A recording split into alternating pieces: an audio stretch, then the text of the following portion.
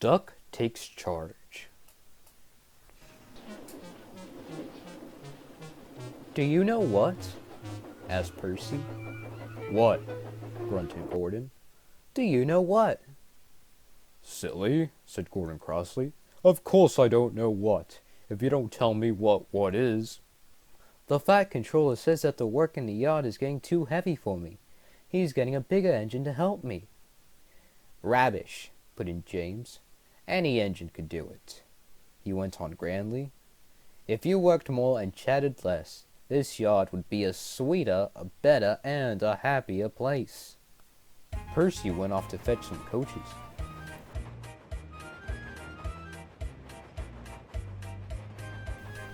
"Oh, that stupid old signal," he thought. "No one listens to me now. They think I'm a silly little engine and order me about. I'll show them, I'll show them," he puffed as he ran about the yard, but he didn't know how.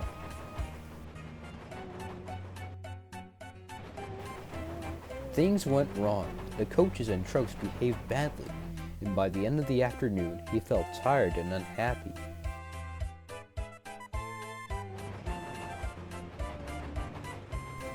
He brought some coaches to the station and stood panting at the end of the platform. "Hello, Percy," said the Fat Controller. "You look tired." "Yes, sir, I am, sir. I don't know if I'm standing on my dome or my wheels." "You look the right way up to me," laughed the Fat Controller. "Cheer up. The new engine is bigger than you and can probably do the work alone. Would you like to help build my new harbor at Thomas's Junction? Thomas and Toby will help, but I need an engine there all the time." "Oh, yes, sir. Thank you, sir," said Percy happily.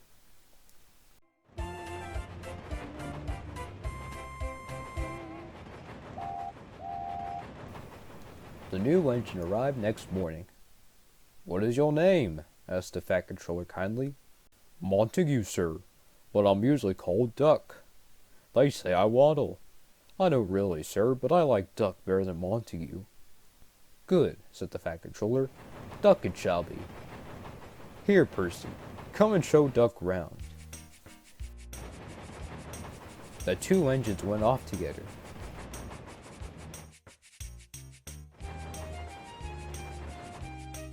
At first the trucks played tricks, but soon found that playing tricks on Duck was a mistake. The coaches behaved well, though James, Gordon, and Henry did not. They watched Duck quietly doing his work.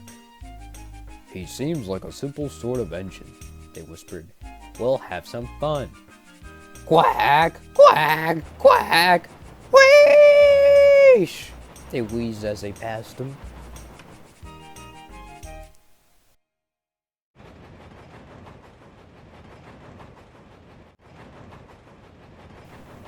Percy was cross, but Duck took no notice. "They'll get tired of it soon," he said.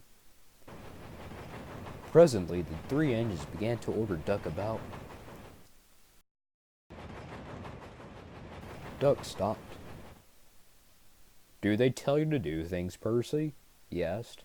"Yes, they do," answered Percy sadly. "Right," said Duck.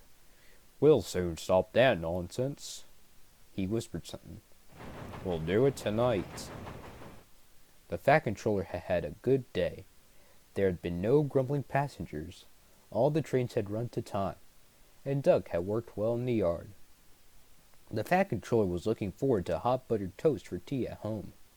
He had just left the office when he heard an extraordinary noise. "Bother!"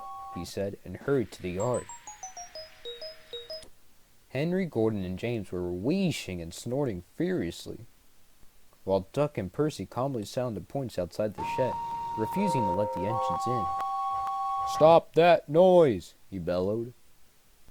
"Now, Gordon." "They won't let us in," hissed the big engine crossly. "Duck, explain this behavior." "Beg pardon, sir, but I'm a Great Western engine. We Great Western engines do our work without fuss, but we are not ordered about by other engines. You, sir, are our controller. We will of course move if you order us, but, begging your pardon, sir, Percy and I would be glad if you would inform these, engines that we only take orders from you." The three big engines hissed angrily. "Silence!" snapped the Fat Controller. "Percy and Duck, I am pleased with your work today, but not with your behavior tonight. You have caused a disturbance." Gordon, Henry, and James snickered. They stopped suddenly when the Fat Controller turned on them. "As for you," he thundered, "you've been worse. You've made the disturbance. Duck is quite right. This is my railway, and I give the orders."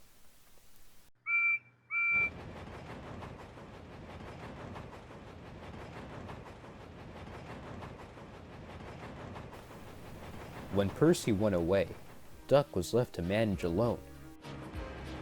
He did so easily.